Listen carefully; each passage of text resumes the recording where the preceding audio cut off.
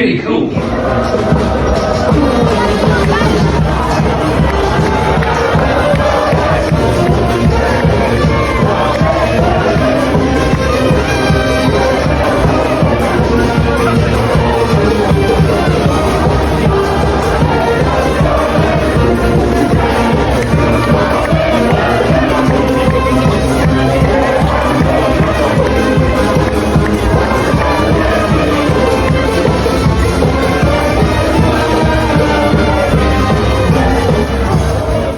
Bonjour, hello, welcome to Rosbifs Rugby, your one-stop shop for all things French rugby, the leagues, top 14, Pro D2, Nationale, Champions Cup, Challenge Cup, the brilliant towns, cities, food, restaurants, bars, people, fandom, and everything in between French rugby. I am as ever joined by my trusty compadre, Rob, who I'm not going to ask how you are because I did see you 24 hours ago, give or take. I will ask though, I would say both of us, if not hungover, we're probably slightly musty this morning. And I'll leave you to explain to the listeners as to why that was. Well, I was just going to say, I'm not sure how much is left in between. There was you listed out so much stuff that we talk about. What value we're giving to our listeners. But yes, yesterday was your first taste of watching the London Marathon in the flesh. Something that I do kind of fairly religiously every year, partly because my flat is situated en route, which makes it significantly easier than it is for most people. But one of our good friends ran it, and it was a long day. It went in for him to finish, partly because he started so late. But and then we had a few pints in one of our favourite pubs in central London. And it was a much later finish than I anticipated, I have to say, for a Sunday as well. It was a cracking day, and as someone who's never been, nor unlike yourself, Rob, who very modestly hasn't referred to his marathon PB there, but it's quicker than you would think to look at him. Is all I'll say. It was a cracking day. That's a fair comment. And Will did brilliantly. Rob, I'll be honest, I was hashtag inspired. You were definitely feeling the buzz of. I was feeling the buzz so much so that I know it's incredibly speculative, but I did put my name in for the ballot for next year. That's how hashtag inspired. So, yeah, it was. Have I missed the boat on that now? Have I? I think there's a couple of days left, but nice.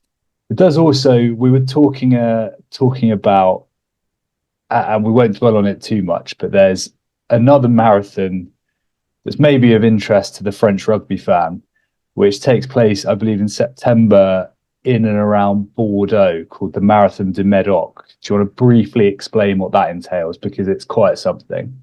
As far as I know, it is a marathon around the wine regions near Bordeaux. Médoc is one of the regions. I think it's one of the banks. And every mile, there is a stop for wine or food or both, I think. And we're not talking kind of, energy gels or jelly beans or flapjacks or anything like that. I think we're talking kind of slices of steak and oysters and cheese. It's typically French fare. And it does sound absolutely epic. Sounds like a kind of different kind of torture to your average marathon. But I think you talking about it yesterday and saying that you'd done some reading on it and did make me start to consider it as an option, I think. Yeah, I mean, it sounds absolutely amazing, maybe bar the marathon part. I think one of the key things about it is that they're quite strict, as much as apparently it's generally run in fancy dress. It's all, all hijinks and everyone's incredibly jolly. I think if you don't finish in under 5 hours, then you don't get. I think it's 7, isn't it? I'm pretty sure it's tighter than that. It might not be as much as 5, but it's tighter than you'd think when you're being asked to also pile away oysters. Yeah. Maybe one for another time. So we both enjoy a trip to France. You particularly enjoy a trip to Bordeaux. So maybe one of these weekends you can Chaban Del Mas, followed by 26.2 miles and 26.2 Vines. Yeah, I think that's the sort of marathon you could do and not really worry about your pre-race meal and pre-race nutrition and hydration. I think you probably could roll into it from a night in the bodega after a game at Stade Chaban Del Mas. But yeah, in Comptoir d'Etienne. Very nice. We'll move straight on because the top 14 is starting to get really, really interesting, and something that's going to make a big difference, or not a big difference, but it's going to impact how the last few rounds pan out, is the JIFF quota, which sounds pretty dull. However, our correspondent Rob has been doing a little bit of digging on this, and I think the impact of the rules as they stand is perhaps more significant than perhaps either of us had realised previously. So, Rob, do you want to take us through what you've found out, or continue to find out, I should say? Yeah, I think you hit the nail on the head there. It has a lot more implications than I perhaps realised. I think the JIFF quotas and JIFF rules have kind of been thrust into some limelight over the last few weeks with the whole, Joe Marler tweeting about opening up the rules for English players playing overseas to play for the national team, and probably off the back of Jack Willis's performance against Exeter. And I get asked kind of what would happen if they did let people playing overseas play for England. Would everyone go overseas? The answer generally is not as many as you think, because of these JIFF quotas. So JIFF stands for Joueurs Issus de Filière de Formation. So essentially, they played it. They were formed in France. So they join a club while or before they are 20 and stay for 3 years. They effectively become classed as a homegrown player. And they have to, there's various rules in place. Now, there are some, because it's before the age of 20, and if you stay for 3 years, there are some kind of nuances to this. So Henry Arundel, for example, will qualify as JIFF once he's been at Racing for 3 years, because he joined when he was 19, 20. So the rules, the basic rules, at the start of each season, the club has to draw up a list of players eligible to play professionally. And that doesn't include the academy players or medical jokers. But you get 35 contracts that you have to name, maximum of 13 non-JIFF per squad, and it's 14 for newly promoted sides. So you can't, basically, clubs are capped at signing 13 players for their squad and naming them professionally. Now, there are medical jokers who generally tend to be overseas players, but that's by the by. Then it is tracked every week. So each game the JIFF quota is tracked, and it kicks in at different levels. So you have an average across your whole season. It's all games, including the barrage, including the access match. And it's 14. You've got to have more than 14 for the promoted clubs, 15 for a club that comes up and stays up. So, for example, that would be Bayonne this year would have their minimum JIFF is 15 players, and then it's 16 for all other clubs. And in Pro Day, it's 16 for all clubs regardless. So there's a little bit of leeway for promoted sides to kind of, if you've just come up to settle in. You've just come up, yeah, to settle in and and I guess coming up from Pro Day where the you're going to be at a disadvantage, aren't you, by a couple of players, which essentially is the leeway you get. Yeah. Now, the interesting thing, which I didn't realise, is the doublons, as they refer to them, so basically the Six Nations period, the games they play in that Six Nations period, your JIFF number is increased by players playing for France.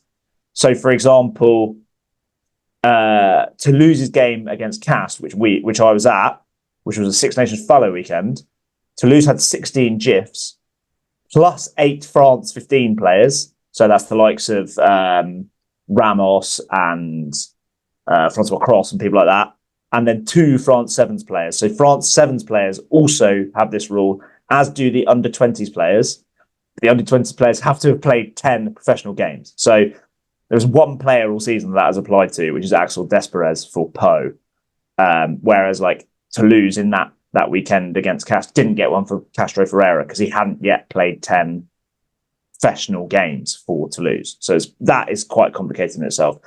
And obviously, in that scenario where they have 16 JIFFs plus 8 plus another 2, that gets capped at 23. So your maximum score for a week is 23. You're still with me here, Richard. This is I am just, but I am slightly worried that we might not. Our listener numbers might be in huge decline already.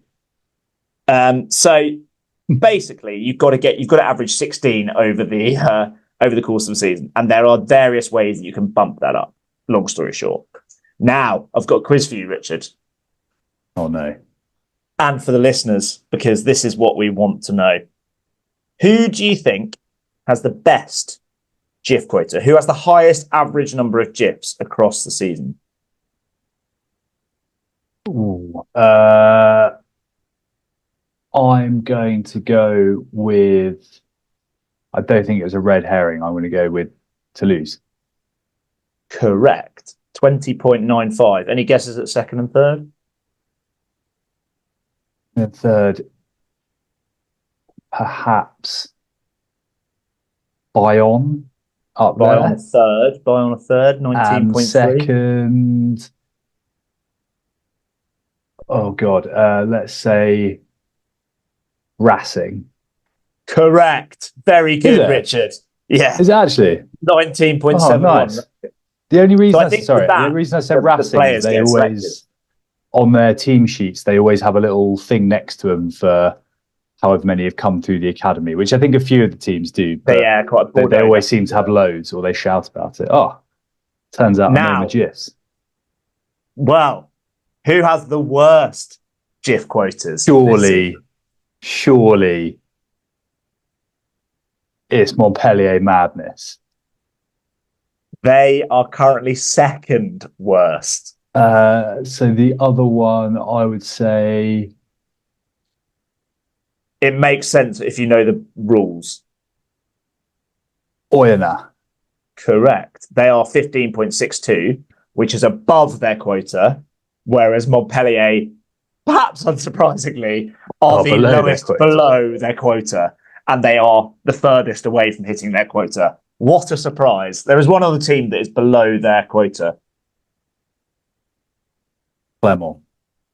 Yes, and they are only more. I reckon that was before this weekend. No, that included this weekend. No, it didn't. Three of those answers I've given there, even though they've all been correct, are proper guesses. So yeah, it sounds like a bit of a fix. Sounds like you've also been on allrugby.com, which it does say if you reference the statistics on their website, please reference us. And it is like you can really dive into it. That's where I kind of follow all my. It's cracking, isn't it? It's a really good site. Little bonus round. That's out All Rugby. Little bonus round for you. Name the two clubs with no kind of JIFF bonuses. So no France 15, no sevens, no France under 20s bonuses. Two I haven't said, so I'll say Bordeaux and Pau. No, Oyonnax and Clermont. I'm lost now, I'll be honest. I didn't really understand the question. So Oyonnax and Clermont basically are the only two clubs that haven't had anyone represent France sevens, France under 20s, or the national team. Oh, wow. And Bayonne have only had one sevens player. I wonder if that was the case. Maybe one for next week's pod. Like when would have been the last time? Maybe Clermont haven't been there for a little while, but when would have been the last time they didn't have someone representing one of those sides? Feels like it's probably strange, an anomaly. Yeah, and Pau have only just had one. So Guy, I reckon there's one. They had +1 in the first round, which I reckon is Guyaton in some of those World Cup warm-ups. Anyway, so the impact of that is penalties. So the penalties get rolled forward into next year. So as things stand, Montpellier next season, whether they're in Pro D2 or the top 14, would start on -6, which is what you were saying. This is where the impact starts to come in. So for all their superstar names that they have ploughed cash into, their team on the weekend definitely had slightly more French players in it. You know, and some of the big star names weren't playing because they're having to now get their JIFF quota back up to then make sure they're not penalised next season. And I think if I'm Montpellier, bearing in mind it also applies to barrage, I reckon I would use my league games now to get my JIFF quota up as much as possible so that you've got a bit of leeway for the barrage or the access match, sorry. You know, kind of, if you're there, you kind of gamble. Yeah. So that you can get like your Jan Serfontaine and your Ben Lamb and whoever your Ungan Dandebe or whatever his name is, like, you know, get all of those guys in for the game that matters, but get your JIFF quota up. So, because they might, knowing Montpellier, they'll want to go into next season wanting to win the league, assuming they stay in the top 14. So they don't really want to be starting on -6. That's actually quite a big blow. And that penalty ramps up pretty quickly as well. Depending, like, if they start to go how far even further below. Yeah. Nice. So there we go. Very well done on the quiz, Richard. I thought that was excellent. Thank Nearly you. as good as your top 14 and Pro Day predictions. Well, yes, we'll come on to those in a moment, and I am slightly kicking myself for getting one of them wrong. But perhaps we'll give ourselves a minute to play some French jingles, let the listeners allow all of that JIFF information to soak in before we launch into the top 14.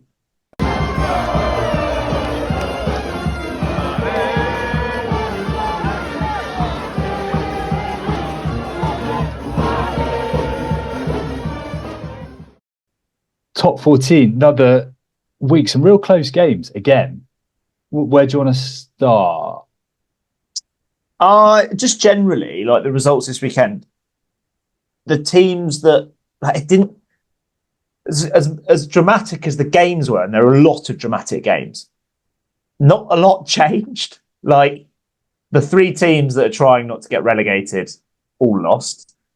I mean, Oyonnax are lost cause now, well and truly, I think, especially the result they had at the weekend. But it weirdly changed very little. La Rochelle, the big losers, I guess. I guess we start there. And that was the first game of the weekend. My boys, Cass, 70-something minute try, 25-24, which is big for Cast. I mean, are they going to be in that top 6? I'm not sure, but I think they'd lost 5 on the spin or 4 on the spin before that, so it's a really decent result. And I mean, La Rochelle have now, that's a couple of in the final kind of summation at the end of the season. They lost by a point at Bayonne, they lost by a point at Cass, which is another kind of infamously difficult place to go. Little bit, I don't know, starting to maybe feel a little bit what could have been for them, albeit be a brave individual to completely write them off. Yeah, I think on this game, so Cast were the better side from what I could see. They had a few. There was an amazing bit, and possibly someone to kind of outdo our man Mignoni on the touchline front. So Cast had two tries chalked off, one for a double movement, which was very correct, and it was a good call from the ref. One for what appears to be dangerous play from Kagachi, the ball carrier, Fijian lad. So I think in carrying the ball, he managed to flip the tackler on his back and got a yellow card, and therefore the try scored off the back of it was cancelled, was called off. It was just bizarre. I hadn't watched that in English commentary, but it was so I didn't quite know what was going on, but it was just strange. And then Ari Beren for La Rochelle had slightly dubious double movement try. But when I thought that was fair, wasn't it? He kind of like just about made it and then like rolled it forward onto the line, and I think it's just about all right. But you can see if you're a Cast member of staff, you'd be pretty frustrated. But when Nathaniel Hulu, the winger, who has actually, I think he scored 9 tries this season for Cast, top scorer for Cast. Good. Young lad. Scored a really nice first try. kind of grubber down the wing, chased his own kick. And one of the cast coaches charged towards like the fourth official, giving it the old VAR TMO sign, and got pulled back by one of the other coaches, like a proper, like, you know, I'm sure a lot of our listeners will know that we are keen cricketers. It's like when someone gets given out LBW when they've hit it, and then the next time someone like middles it, someone from the sideline just shouts, "How's that?" Like it was a proper nice, real bitter club cricket, beyond sarcastic. Yeah. Which I've never seen. I've never seen from a coach. I thought that was remarkable. I've not seen anything to kind of. I couldn't work out who it was either. I don't think it was Jeremy Davidson, but yeah. I was going to say I can't imagine someone like Jeremy Davidson doing that. You know, fairly long standing in the game, old school. You know, Lions second row with a lovely little kind of, I don't know, what would you call it? Like diva moment on the side. It doesn't quite stack up. Oh, I think they were quite an old bloke who did it. They weren't like a young coach. It was kind of late 40s, early 50s. But yeah, they did look. Awesome. I think Jeremy Davidson is the only one in the coach lineup that's not French. So yeah. Very good. Long story short, Cast deserved their win. And they're still just in the hunt. Still just in the hunt, so I think they're 3 points off sixth, aren't they? On 49 also points. Very much in the hunt. Toulon, who had a cracking win over Toulouse. Did you see much of this? Did you see, for one, the big stadium tifo? Because this game was played in Marseille, wasn't it, at the Stade Velodrome? Yeah. The big sort of like red and black wall as the teams came out. Yeah. Looked pretty epic. Maybe, you know, arguably maybe do that against any other side than Toulouse. But yeah, it still looked very cool. Also, I don't know why, but I had a bit of it looked like it was properly kicking off and the stadium was packed. Obviously we went to the World Cup there. It's an amazing place to watch sport. Terrible place to get a beer. And also a terrible place when we went to get into the ground without getting kind of squashed up against like a concrete post. But I think that was just saved for the English, for the Rosbifs. But for some reason in my head, like the Felix Mayol iconic stadium has often not looked totally packed out this year. And I thought that might, you know, in a stadium that holds 65,000, that might, you know, it might kind of seep through and you know, Marseille, huge football town. But it looked belting. It looked like the sort of thing they'll be doing a lot more of in years to come. And one for the list, I would suggest. Yeah, this is actually a relatively frequent thing. I think it's similar to Bayonne and Biarritz doing the kind of and doing the thing in San Sebastian and Bordeaux doing one of the football stadiums. I think it was actually relatively common. And actually, I think from what I could tell, they've had Toulouse as the opposition quite a lot of those times. Yeah, like a lot of the fixtures. But yeah, it was like fully packed out. I assume it helps having Toulouse as the opposition to help fill it out. Yeah. But this game, it was a great game. This game to me felt like what the top 14 should be, because we know it's a weird one because we know that the teams have so many good players, and this was a high-class game with lots of good players on show.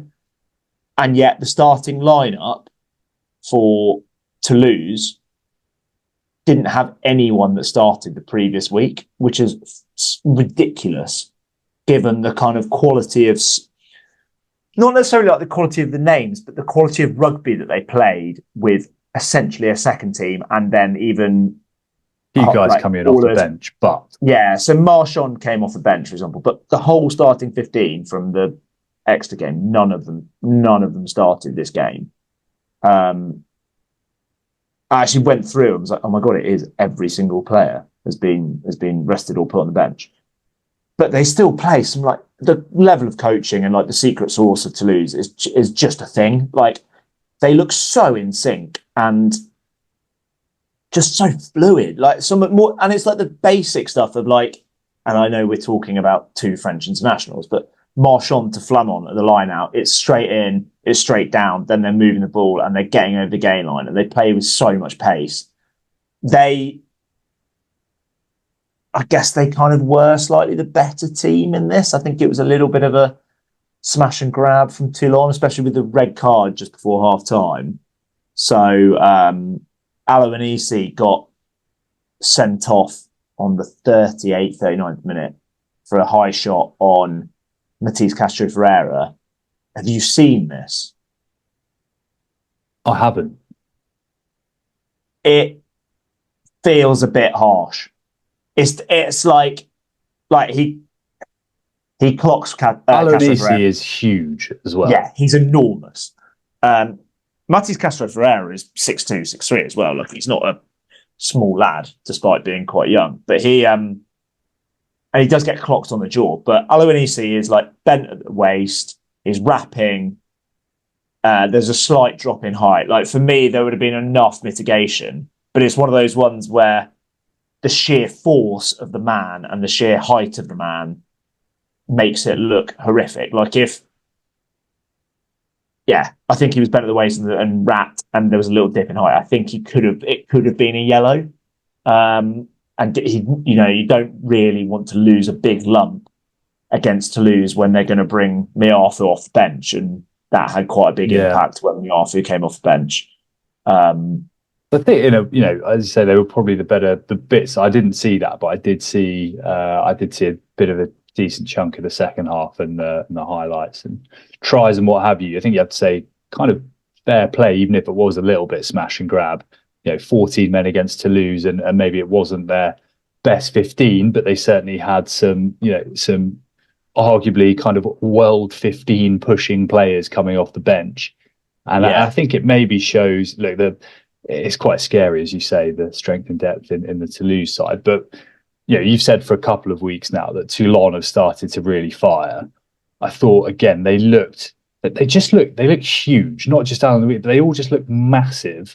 I don't know if that's just a big team. Like the back line is big as well. Yeah, it is big, really big. And then you've got there are a couple of tries, weren't there, for Leicester Ganuku, who is just one of those guys who you're probably never out of a game with someone like that if you're within a score or two, because it's just such raw power. I was thinking about him, because he played really well in the last couple of games where Toulon have found this form. He started both at 13, and it's kind of like we've completely slept on this signing. Everyone seems to have just made no fuss, but this is a guy who was tearing up trees for a number of years at the Crusaders when they were winning everything. He was sensational in that quarter-final against Ireland in the World Cup. Yeah. He was an up-and-coming All Black. It's when Laumapi moved over, there was a big fanfare and, the All Blacks have lost another star, whereas there doesn't seem to have been that with Ganuku, and yet there should have been. Like, this guy is a real superstar, or, could have been like a starting All Black, it's, and has been a starting All Black, which is, and he's 23, I think, 24.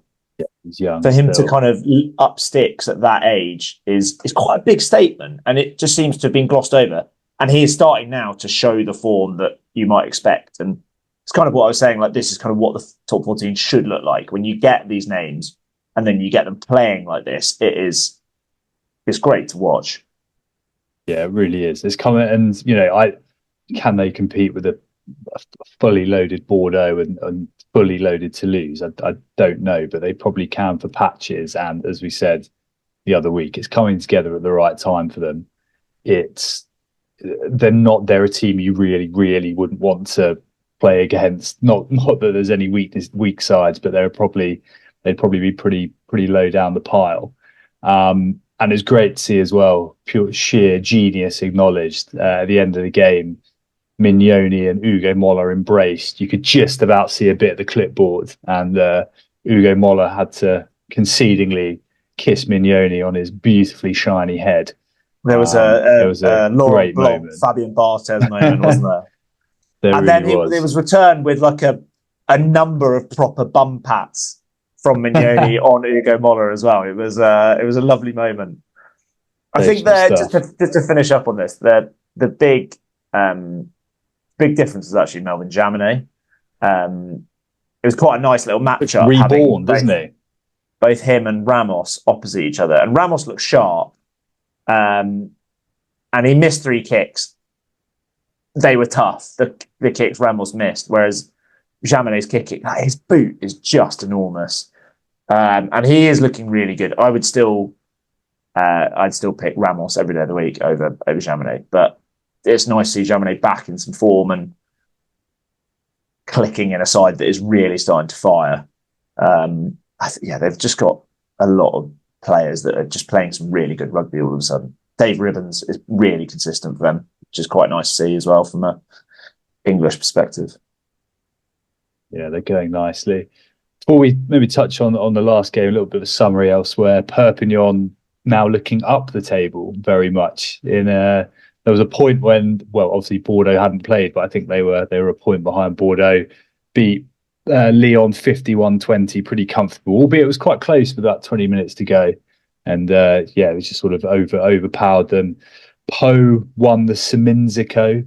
Joe Simmons came out on top again there. Played some great rugby. Scored some really lovely tries. They scored some really nice tries. Yeah, lovely try. First half, Gaeton with a really, really rude offload, which is definitely worth a minute of your time to see. But yeah, Pau again played some, as you say, some really nice. And Simmons kicking goals, which is pretty key. I think the games they win, they tend to be pretty even in terms of try scoring and try conceding, but it is just Simmons kicking some goals, which tends to win them games. Simmons MBE, that is. Yeah, the MBE. And then a bit of a beatdown for Clermont at Bordeaux-Bègles. Damien Penaud with 207 metres made, which for anyone, rugby statistics sometimes a little bit misleading, but it is incredibly rare you ever see someone get over, anywhere near 200. So he was running riot.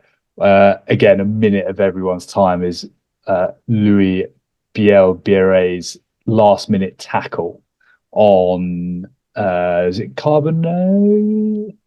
I can't remember. It was Clermont 9. Junot, sorry.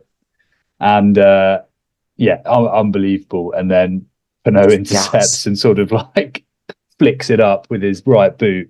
Yeah, ridiculous. But also saved them a bonus point. A try bonus point. So could be really big in the final summation. The final game, which is really fascinating, is Stade Francais top of the pile against Bayonne, who, spoiler is that they are still 25 games in a row away from the Stade Jean Daget that they haven't won. Really? So they don't travel well. But in the week, you said they've really loaded up for this one. And at half time, they were 24-5 up. Did you see much of this? 24/7. I've watched it, yeah. I've watched the highlights. Lopez in the first half was running the show not in more than the way that we normally see him. Like some of his passing and Tiberian cutting lines, he could have had a hat trick if one was just marginally forward from a really lovely delayed pass from Lopez. Didn't quite get the angles right between the two of them, but it was a beautiful line and completely. They were cutting Stade Francais they were finding gaps that, we kind of say that Stade Francais are the best defensive team and they're a pretty solid outfit, well drilled, etc. But they were finding space and gaps pretty regularly. I think. You see the Mori try from the little kind that of. Is, I don't really know how they. Some schoolboy defending there actually, because they honeypot like they all go 4 defenders. Yeah, yeah, it's still unbelievable though. So again, you must watch it, but it's not even really a crossfield kick. He's basically chipped it kind of sideways about 20 meters. I can't remember who it was. It's found the guy with the long on name. the wing. Garai. That's who near has enough. sort of like volleyball spiked it back in whilst 4 Stade Francais players converge on him. Maury goes over and then for good measure, I think, was it Brad Webber comes across and gets absolutely blitzed trying to make the tackle of Maury. And got a yellow card because he's gone full pelt and no arms and come barely nudged Federico Maury and also got a yellow card for his illegal tackle. But ultimately, Stade Francais were the last play of the game. Did you see how it started? Bayonne had the ball at 79-57 or something. They're in that last ruck to then boot the ball off the pitch, and they get turned over. The ball goes to Leo Barre, who finds a bit of space, a little bit of a shift of the hips like he did to England in the Six Nations. And they make the ground. They're on the halfway line, and Leo Barre gets them up to kind of 5 metre line. And then it's just a case of them being patient. And, you had Makalou and Habel Kufner and someone else outside them, just in acres of space. Yeah. Because Bayonne were desperately trying not to get done around the fringes. Heartbreaking for them. Like they didn't score a point in the second half, which is not the first time that they've kind of not done much in the second half. I think generally with Stade, we've kind of praised their coaching and their well-drilledness and line out and maul and scrum, but this was kind of slightly different perhaps, and actually showing a bit of minerals, which bodes well for the barrage. These are in really good stead. I think, it's in theory, it should have been, we thought it'd be a bit of a cakewalk, albeit in a Stade way with like a nice 12-point but fairly comfortable victory. Yeah. But it's they've won 6 away from home. They've turned around a 17-18 point gap in this one. They're doing some really good things. I think it's I don't know. I think we are both quite impressed with Stade Francais this year. And weirdly, so I said earlier that nothing much had changed, but actually, because Toulouse lost, that really cements Stade's place at the top of they're 6 clear, top of the pile. Yeah. And actually, Toulouse are, they're not. I personally think they are, because they play Toulouse, they play Stade and Racing at home in the next couple of weeks. So I think they will close the gaps and extend the gap over Racing. But in theory, at a glance, they could actually lose second place. But I don't think that's going to happen. But no, another great game. I've forgotten Oyonnax Racing. Which was the one game I got wrong out of 15 predictions. I, for some reason, thought Oyonnax were going to win for the first time since 8 BC, and sadly that didn't come to pass. Racing continued to kind of not cling on, but quite a good side out from Racing, wasn't it? Hold on. They certainly had their players back. Well, they had Gibert and Le Garrec, which is pretty key, given they basically don't have any reserve. Halfbacks, yeah. In 1 minute, because we've got some time pressures here. Looking forward to this weekend. The one I think is fascinating is Bordeaux at Bayonne. Bayonne, big emotional come down from Stade Francais. If there's a fully loaded team that can win that first game at Stade Jean-Daget in 2 years, feels like Bordeaux rather could do it. Where are your eyes fixed this weekend? La Rochelle Toulon, for me. Depending on the team Toulon take, you've got La Rochelle need to win that, otherwise they're at danger of dropping out of the top 6. Toulon are building some momentum. They might send a weakened team, and La Rochelle might. Sunday night games tend to go the way of the home side, so who knows? Montpellier Perpignan as well, with our political sellout politics. Is it sellout? 4,000 Perpignan fans apparently. Yeah. Oh, nice. So they've got some support there now. Got some, yeah. Someone found the codes and let them in. Pro Leader up next.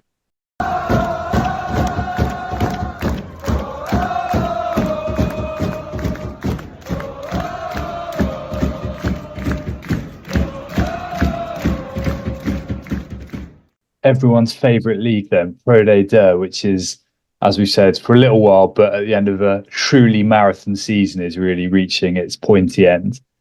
Some interesting results here, of which I would like to add I predicted all of them correctly, hence showing my superior knowledge of said league to it didn't, but it never made it onto social media or any sort of other evidence, Richard. So it's your word against mine. And, I did. That's a lie. Whoever shouts loudest gets heard. I did put up the WhatsApp message of me saying that Aurillac would beat Bezier. Oh, did you? Yeah, I did. And Van would beat Montauban. Yeah, where do we start? What caught your eye here? I know you've got a few thoughts on the Aurillac Bezier game, I think. Yeah, I just can't get my head. This is just such a classic case of I just can't get my head around this league. Like, Bezier have got such as for that league a star-studded side and play some great rugby. Aurillac is renowned as being a tough place to go, but Bezier just keep like losing away to like teams in the bottom half of the league. Like they lost to Rouen away recently. I just don't understand it. I went with Bezier to win this one because Aurillac have been in a really bad run of form, and including losing recently to Provence. But actually, from the highlights I saw of that game, it was that weekend where every game in Europe was just ridiculously windy, and like Gopeth from the kickoff like booted it way dead from the very first kick of the game. But actually, if you're there can't be that many people who have built a reputation for playing in windy conditions, but Jimmy Gopeth is definitely one of them. Having played at Wellington and Newcastle. And I wonder if maybe it was a case of Gopeth just steering Provence around the pitch pretty well as a man in his 40s who's been doing this for years might. And, you know, the kind of guys running the show for Bezier from the sunnier climes of Portugal, perhaps, you know, didn't quite have that nous of navigating tricky, windy, horrific conditions. So maybe that's a kind of nod to Provence's recruitment and Jimmy Gopeth, who's gained himself another year as well this week. Yeah, what a legend. And reposted us, which makes him even more of a legend. But yeah, top man. Always got time for Jimmy Gopeth. Didn't you see him on the tube fairly recently? I saw him on the tube. I think it was after the World Cup. Yeah, it would have been this season. And I kind of asked him, "Oh, how's Provence, mate?" And he kind of looked a bit shocked that someone had recognised him. It was like, "Oh, it's good, mate. It's warmer than here." And he was kind of insight. He had a lot of baggage, so he was kind of like, "Yeah, and that's where I'm off to now. Nice. Get back to the warmth sort of thing." Fabulous place. And he seems like a great bloke. I'd love to see him in the top 14, actually, even if he is going to be 41, 42, or whatever old he is. Would be a lot of fun. He certainly seems like a player that would suit the top 14 in the kind of Cami Lopez style. Yeah. But that kind of actually really cost Bezier in terms of the league. Like now, I think, because Van and Provence both won, they are now 5 points behind Provence. So they're actually nearer. Sure, in the top 6. Yes, they are, and I think Bezier will do well to catch them up now. They've got 2 away games, one of which is this weekend away at Grenoble, who are on fire. And actually, if Grenoble win that, Bezier could be worrying more about, you know, securing a home barrage game rather than trying to get straight to the semi-finals. I think they probably will end up 3rd or 4th. So they'll probably get a home barrage game. But for what has been a 3-horse race at the top through all season, now does seem to be Van versus Provence, and they're both going to go straight through to the semi-finals of the barrage anyway. So you mentioned Grenoble there. They really are flying, and they put away Biarritz very, very comfortably. Obviously, Biarritz struggling, but have performed well in patches at home. Still, you know, a a decent side that you'd say has underperformed. I think they were 30-0, give or take, down at half time in this one at the Aguilera. When we went long there, old way that as well. It's a bloody long way. And some of the old boys there were pretty old school, to put it mildly. I'd imagine there was some finger clipboard wagging going on in the stands in that one. But it means Grenoble, as you say, obviously including their 6-8 point deduction, whatever it is, are right up in the mix. 6 wins in a row. Is it 6 in a row now? Yeah. And which is almost unheard of, isn't it? I would suggest, given the run of away games, Biarritz including right breaking the Theirs unbeaten home record. Yes, and beating Van away. So they're not mucking around here. Like, they are really flying. They're starting to motor, aren't they? And then at the bottom, it means Biarritz is still not clear. Rouen are by far and away in the worst position, but they have really closed the gap on Montauban, who appeared to be a little bit in free for all, albeit lost at home to a very impressive Van side this week. Yeah, Van can really turn it on as well. So I think I went with Montauban, but it was one of those ones slightly more out of hope than expectation, because they just edged it against Nevers the previous week. It was kind of, can they carry that forward, that bounce? But Van are the best away. I previewed it as the kind of the worst home team versus the best away team. And I think in the kind of form that Montauban are in, that was pretty optimistic, actually. Yeah. Montauban, I said, had a pretty horrific run-in, partly because their home games looked so tough. But they go away to Colomiers, they then have Mont-de-Marsan at home, and then they go away to Aurillac. And Colomiers and Aurillac, given they're both in the bottom half, are probably the two worst teams in the bottom half you could be going to. Rouen, by comparison, go to Van as well. So, and Mont-de-Marsan. So, but they do have Saxby at home, which I would say that's a win. So that could be enough to get them, ahead of Montauban. But is it enough? Biarritz, an access match place.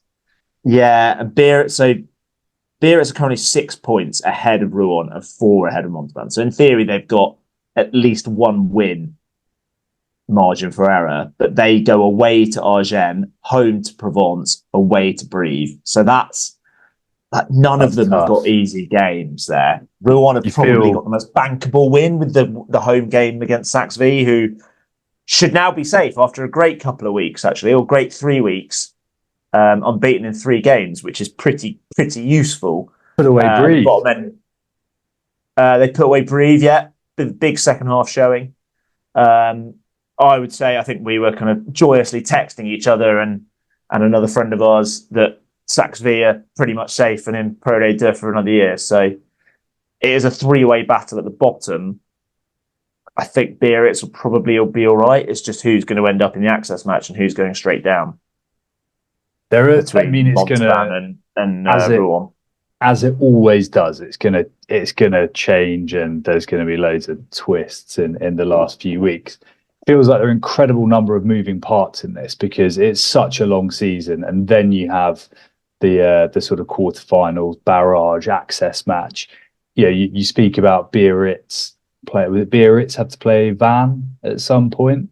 If Van could be clear, do they rest a few? Does that have an impact on what happens at the bottom of the league? It feels kind of gloriously messy, and just how we like it in Pro D2. We're not even touched on the on the bottom end of the barrage, with Dax 69 points, Mont-de-Marsan 68, Nevers 68. Dax the real upstarts in that, suddenly in the driving seat. And Mont-de-Marsan host Dax this weekend. Derby game, that, isn't it, as well? Yeah. I mean, that's going to be really tasty. That's and it's the last game of the round as well, so they'll know where they all are. That's really tasty, that one.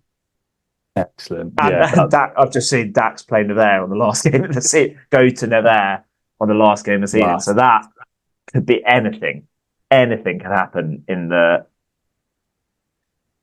only team guaranteed to finish where they are currently is Colomiers. I can't see them moving out. They've just been 9th all season, pretty much. And Aurillac at 11th. They're just, they're rock solid in those slots. Happy in those areas. I guess the only other shout out I had there's loads of shout outs because always having Pro Day there, but I don't think he's broken it. I think he's matched it. No, he has broken it. Yeah, he has broken it now. Rafael Costa-Storti, yeah. Costa-Storti. 21 tries with 3+ to play. It's a pretty good effort. Yeah, to break the record that convincingly at this stage is pretty impressive, isn't it? Out to Rafael Costa-Storti. And he lit up the World Cup as well. He was one of the stars of that. Is he off? Is he? Oh, I don't know. He's not going to Stade Francais. Have I made that up? That is 21 tries in 18 games, by the way. Decent strike rate. Yeah. He's on top of 3 in the World Cup. Is he? Yeah. Wow. Yeah, he is going to Stade. Seems like a pretty good pickup, that. I do wonder if Bezier definitely building. I was looking at some of their fan Instagram accounts today. And they definitely are building again to kind of be back up to their kind of former glories. But I think best. If they've got a couple of those Portuguese lads are quite old, Fernandes and Marquez, and then if Storti goes as well, then they're actually going to lose some of their superstars, and they might actually be better off staying in Pro Day and developing a few more. Rebuilding again. Yeah, I think all of those players. Storti's JIFF, I think, or one of them is Marquez's JIFF. Good either way. Good, it's been a club that had a few difficulties off field, I believe, over the years. I think it's also quite cool that they have that little Portuguese. We were kind of referenced quite a bit that there's quite a lot of kind of tier 2 or so-called tier 2 players in Pro Day doing its real showcase for it. I think that's why I was so disappointed with the Portugal v England A game and none of the Pro Day players being released. So I wanted that to be like that was almost going to be like a bit of a Pro Day tribute, like All Stars 15. Yeah, it was a shame. It was kind of a bit of the whole thing was a bit of a farce in the end, wasn't it? Yeah. Just to look ahead to next weekend, I want to jump down a league quickly because it's the last game. It's the last round of games in Nationale, which is the league below Pro Day, and it's really interesting for a couple of reasons. One is that the top 2 teams, so similar setup in terms of securing a straight to a kind of home semi-final berth. The top 2 teams, Stade Niçois down in Nice and Albi, play each other, and the second, and they are locked on 91 points each. They're on 91 points each. And you would assume that Nice would be favourites, but Albi have had a cracking year, and the stakes are pretty high to get through, because in third place we've got 89 points. 89 points, so just tucked in behind is Narbonne, and then one place behind that is Carcassonne. So, and then Suresnes in Paris are on 80 points. So that top 4 can't be breached, but obviously the carrot of an additional rest week the week after is pretty enormous. Carcassonne and Narbonne don't have gimmies either. I think Narbonne go away. Narbonne go to Suresnes. Go to Suresnes, and Carcassonne are down on the south coast at Carcassonne. Who are a club I think have had a few financial woes recently. A few rumours of them. I don't know enough about it, but I know they were spoken about in kind of similar terms to Blognac and Biarritz. So hopefully hopefully nothing too damaging there. But one all big club, Stade Niçois, a bit of a sort of newer upstart, but the others, we're talking sort of real hotbeds in kind of the south of France. Is also interesting for the weekend after for any, and we put some flight recommendations and itineraries up on our Twitter page over the last week for any Harlequins fans going out to watch their Champions Cup semi-final in Toulouse, because I think it's fair to say Narbonne, Albi, and Carcassonne are all incredibly reachable for a day trip from Toulouse. All cracking grounds, all places of real interest. Some pretty storied towns as well. And with that in mind, next week we're going to do a little bit of a bonus feature on a weekend in Toulouse, potentially incorporating whatever game that turns out to be. At least one of those three sides, Albi, Narbonne, Carcassonne, will be playing at home on that in a barrage, and could very easily be two. Yeah. So we'll cover that in a bit more detail. But that's nice little Brucey bonus for anyone heading out there. I think it's This is, I mean, we're miles away from being able to get any footage of that, I think. But some of the crowds in those games as well are, they're getting some really good numbers there. Carcassonne Narbonne the other week there were 9,000. 9,000. Yeah, I know they're close by, but that's pretty. I think that's pretty impressive by any stretch. Pro Day Nationale. Anything else? No, it can wait till the Petit-Fours. Just say that Périgueux are currently in sixth, the final barrage spot, having played 26 games, because their last game is the Blognac game. So they've got their gimme in that, and they could still be caught by Chambéry. So they are, the Périgueux players will be sitting nervously, I imagine, or just wanting to go on holiday. Yeah, we'll see. Alrighty. Another spanner in the works in some French league jeopardy. Petit-Fours and a few digestifs to come. Right, Rob, start us off. Petit-Fours, what's tickled your interest this week? Well, I saw today, and where I'm picking up just where we left off, of talking about the Blognac gimme fixture. It has been confirmed that Blognac will restart next season, but they will start in Fédéral 1, which is the 5th tier. So 2 leagues below where they currently are. They were given the option of just the normal straight relegation into Nationale 2, but refused it because they don't want the travel. So Nationale 2 or Nationale 2 is still a national league. You still have all the travel, and that is essentially what crippled them in the end, because they couldn't get the money to fund all those trips.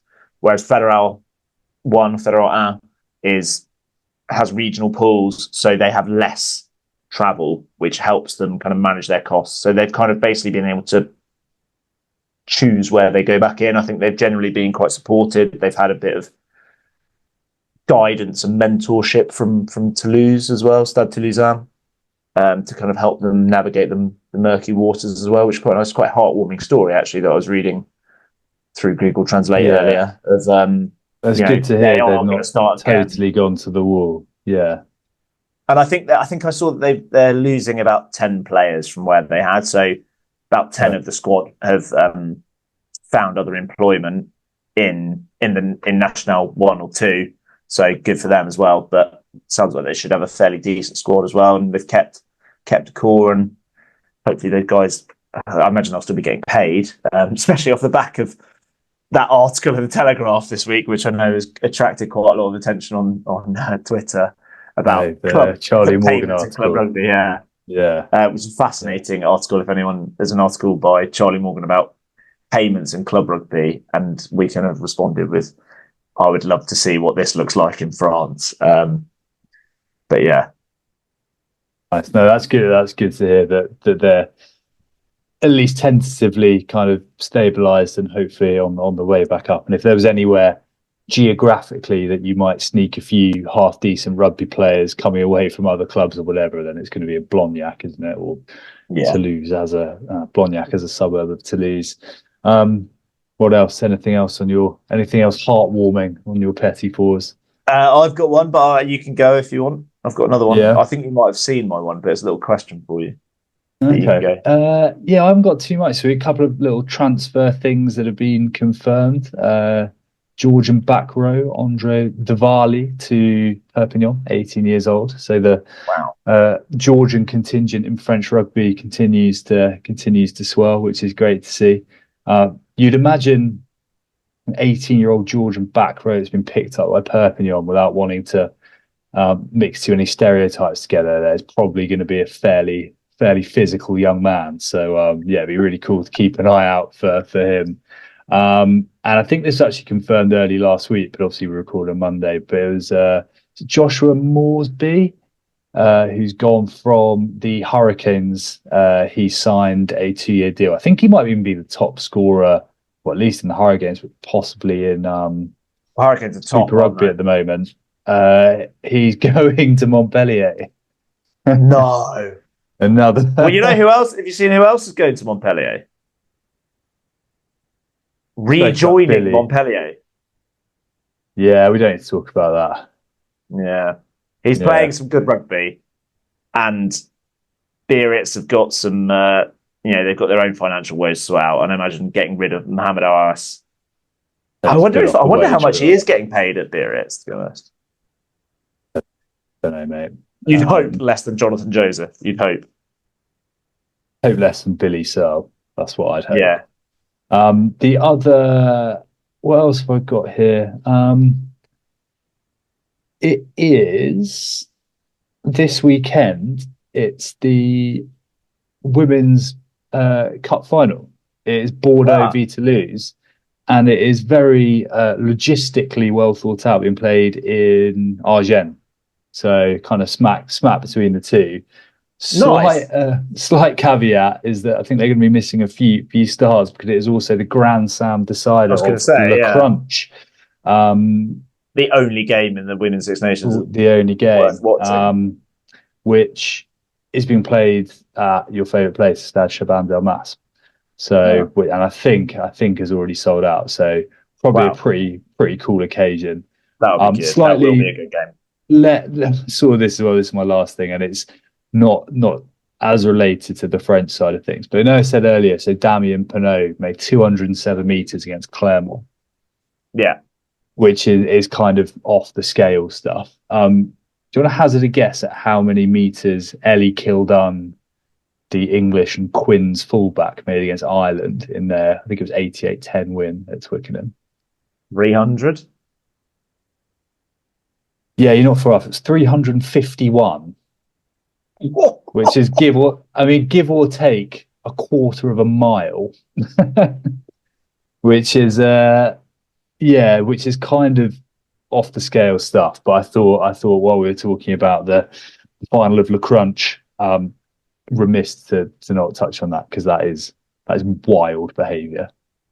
Now, Richard, we've talked about a lot of rugby, and there is a lot of rugby out there, and it's quite hard to watch all of it. And time is a scarce commodity, and I'm not particularly good at time management myself. Particularly not around the JIFF quotas, no. No, God, no. Have you seen how Rouen can help you get your life admin done while watching the rugby? Have you seen what service is being offered? I think I have. Game? I think I have. If it isn't what I think I've seen, and there are multiple offerings of this ilk, then that is incredible. I think I have seen it. Yes. Yeah, it was on Twitter as well. They were offering haircuts on the sidelines during one of their home games, which amazing. That is a time saver that I am, rather than the idle chit chat, you can kind of slip in like, oh, can you style me like Sebastian Tiller's board over there and maybe sort me out some nice chiseled facial hair like him, please. Incredible, isn't it? Feels like I don't know where in the stadium it was. Feels like there's some, could be some jeopardy involved there. Like you're having a little short back inside and someone whacks a spiral Jimmy into Gopperth touch. playing for Provence kind of, smashes one, or it's, Jimmy Gopperth has that kind of aggressive goal kicking style, doesn't he? If that one of those lands on a set of scissors, Yeah, or kind of, we have on occasions in French rugby seen scraps around the touchline fall over the advertising boards, and you're there with the number 3 Clippers. But I mean, it's brilliant, isn't it? I think as well in the last couple of weeks we've sort of said, we're struggling a little bit on the Petit-Fours, and without fail there is always some absolute gems knocking about. That was kind of, I saw that after we recorded, so it's actually a week or so old, but that was there's been some classics over the last few weeks. Hopefully then, I'm just going to say it, hopefully Rouen survive the drop, because we need to be seeing way more of that. Yeah, I genuinely, next time, if we go, I genuinely might try and sign up for the for the service. See what the full immersive experience is at Rouen. The old candles in the ear and kind of that sort of thing as well. Oh, excellent! Fair play to Rouen. I think that's it on my list. We're done for another day. It for me. Alrighty, well, plenty of big games coming up this weekend in all 3 leagues in France, in the top 3. Yeah, there are some really good ones, and it is there's just that added level of excitement, jeopardy as we inch towards the kind of final standings. See a few more full noise away teams, which I think is, like I said, what we really want to see. 100%. Yeah, it's hotting up for sure. I've also seen just to confirm that Grenoble Béziers at the Stade des Alpes has already sold 10,000 tickets for this weekend. Wow, it's a big ground but that's some going. Yeah, for a second tier match. So yeah, that could be a cracker as well. Grenoble absolutely flying, as we discussed earlier. Alrighty, well, thank you for joining us. I've been Richard, that has been Rob. We'll be back next week discussing all things French rugby as ever, and we'll also give you our rundown of a perfect weekend in Toulouse, and as we discussed, maybe one of Albi, Narbonne, Carcassonne, or a few of them all muddled together. I've been Richard, that has been Rob. We have been Rosbifs. Au revoir. Au revoir.